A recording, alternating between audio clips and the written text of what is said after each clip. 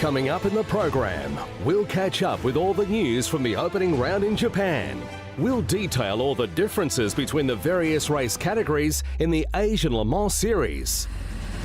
We'll look at the history of the F1 circuit in Sepang and find out why drivers love to race here. Plus, of course, we'll bring you extended highlights of round 2 of the 2015-16 Asian Le Mans Series with all the sights and sounds to go with it. So sit back, hold tight and join us for more thrilling Asian Le Mans Series action.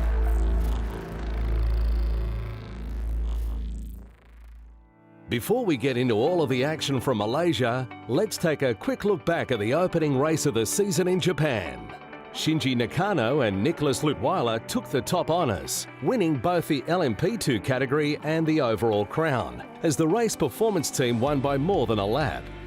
Eurasia Motorsports' number 99 LMP2 entry had battled during the first part of the race, but battery and tyre puncture issues later in the day dropped them down the field.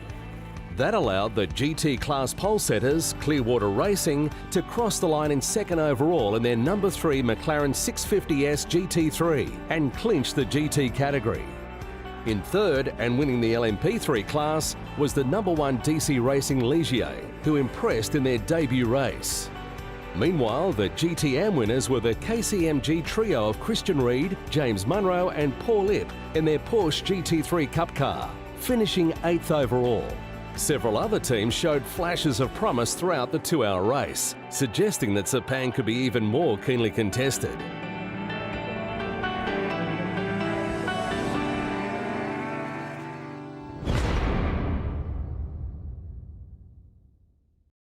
The beauty of Le Mans racing is that cars race against competitors in their same class and against the field as a whole, leading to many race battles within the bigger and overall racing picture. For the 2015-16 Asian Le Mans Series, there are 5 classes: LMP2, LMP3, CN, GT and GTM. The fastest cars in the grid will be battling all season for the biggest prize of all, entry into the Le Mans 24-hour race in France. Let's find out more. The Le Mans Prototype 2, or commonly known as LMP2, are just one small step below the LMP1 cars at the top of the endurance pyramid. But thanks to capped costs, the category is much more accessible to a wide range of teams. Next comes the Le Mans Prototype 3, or LMP3 category, which series organisers introduced as an entry-level formula to Le Mans type endurance racing, aimed at young, developing and gentleman drivers. Drivers can develop their skills and experience with LMP3 at Continental Championships before moving up to LMP2. The third category in the series is the CN class, another stepping stone along the endurance ladder. Only Group CN cars with a carbon chassis will be eligible to race in the Asian Le Mans Series. The GT class is divided into 2 categories: the GT category, which consists of FIA GT3 cars, and a GTM category, which consists of the various one-make Cup series in the region. For Asian Le Mans Series entrants that compete in all 4 races of the 2015-16 season, invitations to the 2016 Le Mans 24-hour race will be awarded to the first LMP2 car, the first GT team and the first LMP3 car.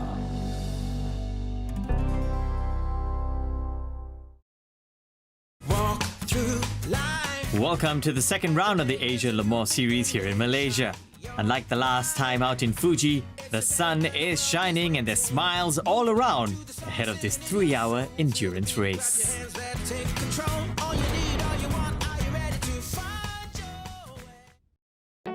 Lining up on the grid here at the Sepang International Circuit, we've got 3 LMP2 entries with Algarve Pro Racing lining up on pole position. We've got 2 LMP3 entries, 2 CN category cars, and 9 GT cars round out the grid as they prepare to do battle for the next 3 hours here at the Sepang International Circuit.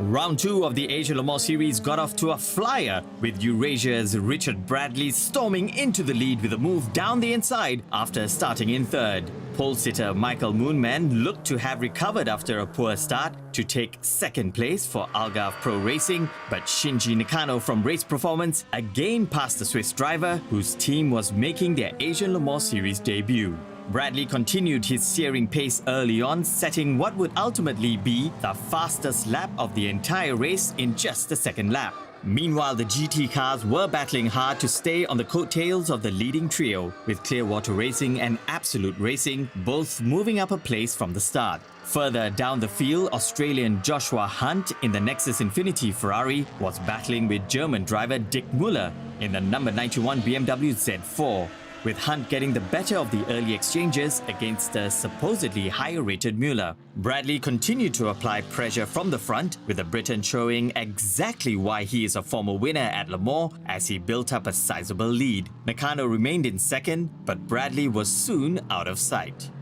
In addition to many of the same entries from the previous round in Fuji, the field had swelled to 16 cars, with new entries coming in from Portugal, Canada and Singapore to create a truly international grid. The Portuguese outfit Algarve Pro Racing certainly impressed early on in the weekend, especially when Jamie Winslow took pole in qualifying by nearly a full second, and teammate Moonman was going well in the team's first stint, locking up his brakes at car number 89, pushing hard as he works his way up the field. Meanwhile, car number 1, the LMP3 entry of DC Racing with David Cheng behind the wheel, makes his way past the Ferrari right here. David Cheng is locked in an intense battle in the midfield with a lot of cars around him and is trying to find his way past the GT car. And just as David Cheng manages to pull out and find a way past, Eurasia Motorsports car number 99 has different plans for the track space around him and goes ahead of David Cheng. Meanwhile, the Swiss-based Race Performance team had taken the overall win in Fuji and was already passing some of the backmarkers comfortably. And at this stage of the race, it was already facing a significant deficit in trying to catch the lead car number 99. No such problems for car number 3, Clearwater Racing. Their McLaren was on pace all throughout the 3 hours. But disaster struck early for Ollie Hancock and Team AAI, with a major problem forcing them into the pits. It's devastating. The starter motor appears to have seized. It's been not playing ball very well all weekend, and then it gets hot, obviously over an hour's running. That is the longest running this car has ever done over this side of the world in Asia with AAI Motorsport. So yeah, the boys are trying to fix it and we'll try and get back on track. Take my hand and I'll be your guide. I'll take you places that you'd never find. I know something about a state of mind. The dreamer lives in you and me. Back to the action, and Singapore driver Dennis Lian had taken the first stint for Avalon Formula, one of 2 CN prototypes joining the series in Malaysia. The team chose to run with 2 drivers, not 3, but regulations dictate that each team has to pit at least twice during the race so as to not gain any unfair advantage. Car's going well. Tire wear is a bit more than expected because I did a 1.5 hour stint, which put a lot of load on the rear tire, so it started sliding around at the end. So you got to really have your concentration with you in the last 20 minutes or so, because you're getting tired, the car is getting tired, the tires are really getting tired, so keeping it on the black stuff is not easy. Let's take a ride now with Shinji Nakano in the number 8 Race Performance car in a section that perfectly illustrates the beauty of a mixed grid, one of the hallmarks of endurance racing. Nakano is a veteran of 33 Formula 1 Grand Prix races, but that's not to say he has everything his own way here. With cars competing in 5 different classes across the 16-car field, each car in the race has its own strengths and weaknesses. Nakano's LMP2 car is amongst the most powerful in the field, but ahead of him is DC Racing's LMP3 machine, just a small step down on the endurance racing pyramid. With the Japanese driver lapping around 5 or 6 seconds quicker than David Cheng ahead of him, he does eventually pass him on the straight, but the cars across different categories regularly battle for positions against each other.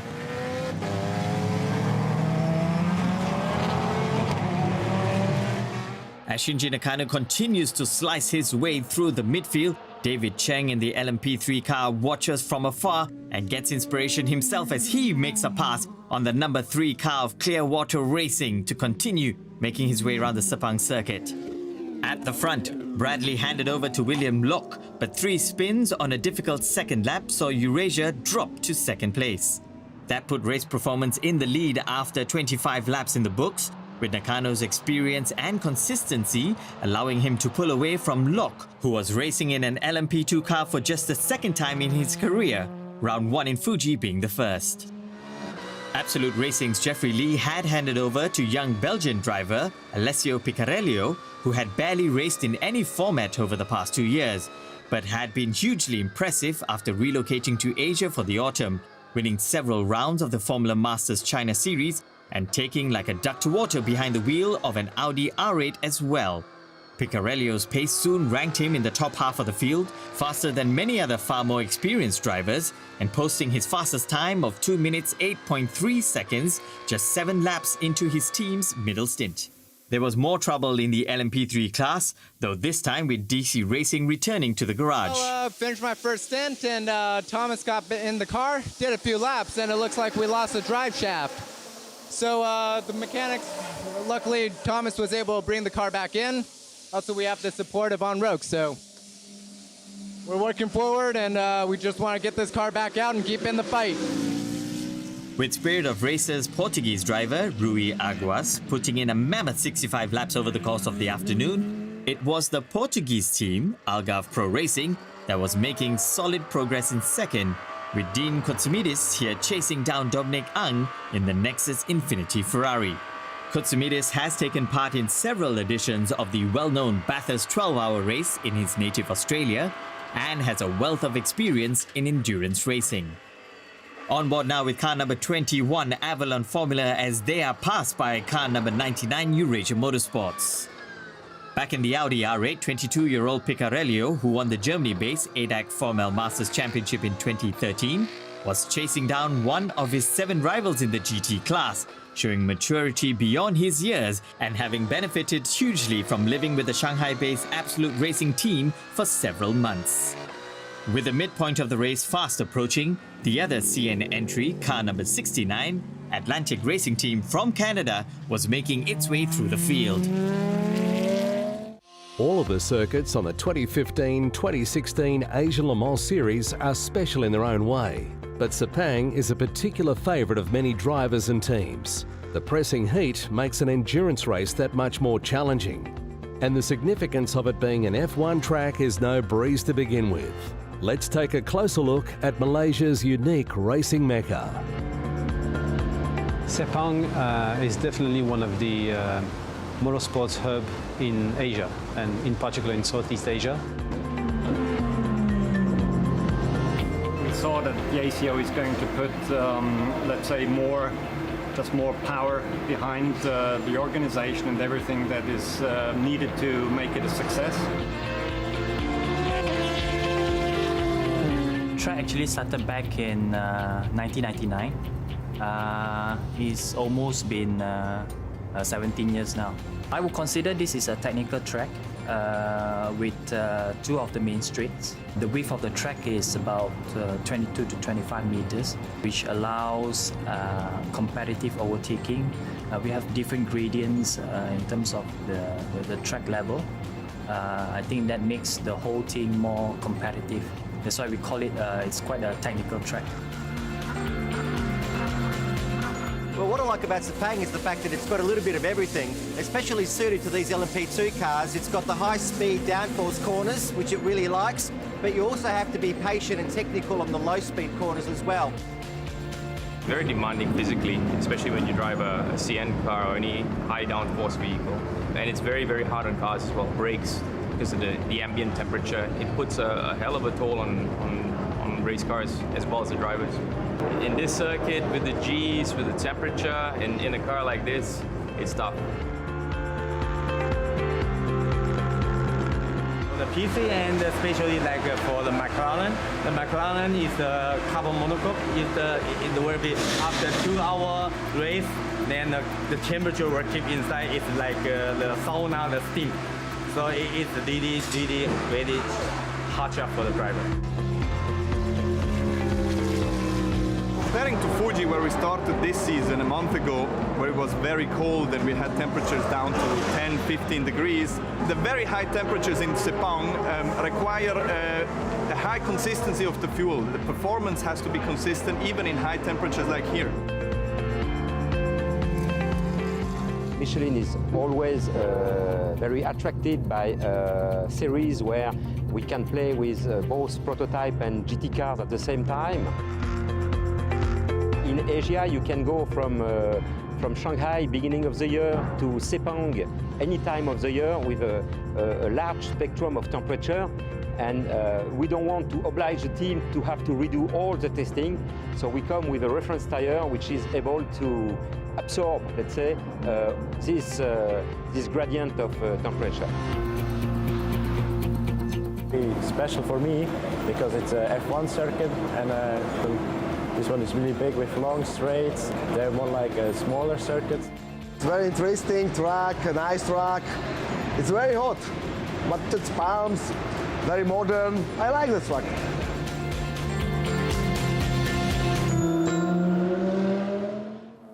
Back on track, and the 3-hour marathon entered the business end of proceedings.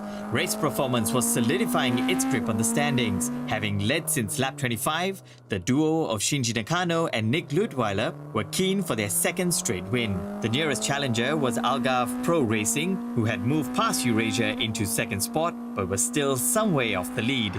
Nexus Infinity and Team AAI were having a good battle in the midfield, with this side view from the back of the Nexus Ferrari as it passes the BMW down the Sepang home straight. At this point, Malaysian Dominic Ang was behind the wheel on his home track, but he would later hand back to his teammate Joshua Hunt. One of the best battles was in the CN class, with Atlantic Racing Team here trying to catch their rivals from Formula Avalon.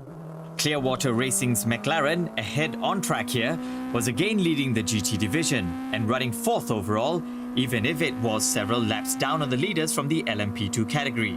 Experienced driver Kita Sawa had driven the opening 29 laps after the team had started from pole position in its class. Sawa then handed over to Singaporean Mok Weng San, but with talented McLaren factory driver Rob Bell down to drive the final stint, the team knew it was sitting in pretty good shape. It's really hot out there. It's so hot, struggling to keep the body and the head cool. But my main strategy was I got the car in the lead, so I want to drive a consistent pace and deliver the car back in the lead, which is what I did. So hopefully we've got Rob Bell, our quickest driver, in the car right now, and hopefully he can bring it home.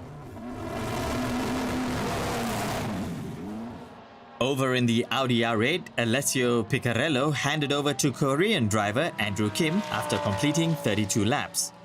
All three teammates, Piccarello, Kim and Jeffrey Lee, had raced in Audi's one-make series in Shanghai just 1 week previously, so familiarity with the car wasn't an issue, even if the heat was. Undoubtedly, the best debut performance in the field came from the Algarve Pro Racing trio of Michael Moonman, Dean Koutsmidis and Jamie Winslow, with a steady performance from all three seeing the Ligier cruise around in second place. However, perhaps the overall performance of the day came from the number 91 BMW, which had started at the rear of the grid due to a penalty from qualifying. But Dirk Muller made a great start, jumping 10 places in the first 15 minutes of the race. The DC Racing Ligier had spent nearly 30 minutes in the pits to repair a problem with their half shaft, but still managed to rejoin 3 laps ahead of their rivals in class, Team AAI, who had even bigger problems of their own. Here we see the lead LMP3 car come up against the leader of the GT class, car number 3, but the more superior braking power of the LMP3 machine allows it to brake that much later going into turn 9 and take the track position.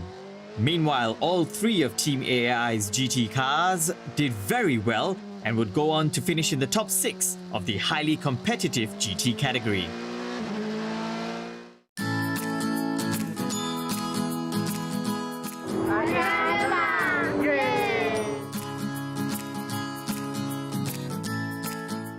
Into the final 30 minutes here at the Sepang International Circuit, and the podium positions were beginning to settle, with Clearwater Racing looking good in the GT category. Algarve Pro Racing was holding firm in second overall, but still struggling to get closer to race leader Nick Ludweiler. Meanwhile, in the LMP3 class, DC Racing were leading the class as they come up against car number 89, their category rival Team AAI in the ADES 03 chassis. These cars are evenly matched, and even though being a couple of laps down, the car number 89 was not making it any easier for DC Racing to get past as they power their way down the Sepang back straight. Staying on pace and leading the GTM category was car number 51 KCMG from Hong Kong.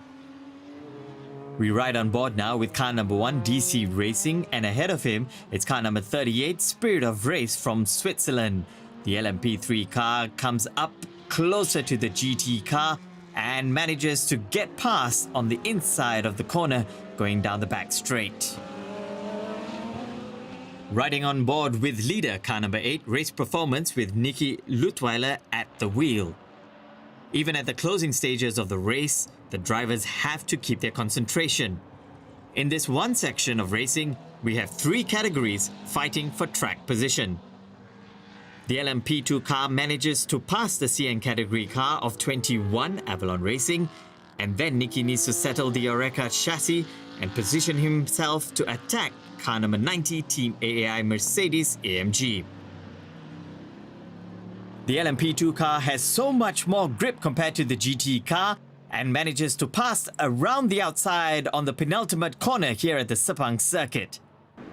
It's into the pits for the race leader. There'll be no change of driver this time around as he comes in for a quick splash and dash ahead of the final stint.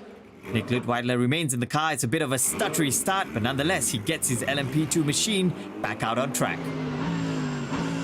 Elsewhere, Spirit of Race, the Swiss-based team with a Singaporean-Portuguese duo behind the wheel, was sitting 4th in the GT division, looking to find a way onto the podium.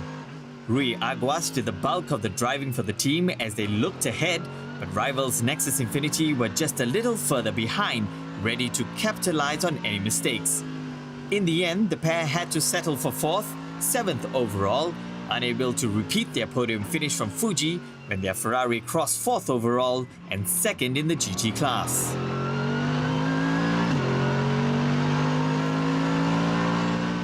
The battle continues in the closing stages of the race between the CN category cars and the GT cars. We have car number 21 Avalon Formula being passed by car number 91 cleanly into the first turn. And there's a huge lockup there. Right ahead of race leader Nick Lutweiler has to negotiate on the very closing stages of this race a safe passage to the checkered flag, and he does just that. He comes across the line to take victory and wins the 3 hours of Sepang here in Malaysia. It's a 2nd race win of the season for the race performance duo of Nicholas Lutweiler and Shinji Nakano. And here's confirmation of the race results. Race Performance take victory ahead of Algarve Pro Racing, and Eurasia Motorsports end up in 3rd place. Clearwater Racing win the GT category ahead of cars number 91 and 90. Spirit of the Race end up in 7th place ahead of Nexus Infinity, who finish 8th. Winning the CN category is Avalon Formula, cars number 21. KCMG win the GTM category, while DC Racing take victory in the LMP3 class. Here's confirmation of the standings after 2 rounds. Race Performance lead the LMP2 class, DC Racing lead the LMP3 class, and Avalon Formula lead the CN category. Clearwater Racing are on top in the GT category, and KCMG lead the GTM class. We have been pushed and we had to, avoid any mistake. So very happy for both and the team. And obviously thanks to the team, to Michel, Frey, team owner, who couldn't be here today. So Michel, thanks very much in the name of everybody. We had some issues in the middle of the race with a drive shaft failure, but the team did an amazing job to replace it at the end, lapping very quickly to regain back the lead and basically bring it home in the last few laps. I had a great partner. Giorgio really took the car, drove it really, really well, and we crossed the line for that much, much sought after victory after 1 whole year of trying for last year. Okay. We knew it was going to be tough actually with the heat, the sort of threat of rain as well, which actually started to rain on my in-lap, so it was actually a really hard battle. And that wraps up another fantastic race weekend. We'll see you in Buriram, Thailand in January for the next round of the Asian Le Mans Series.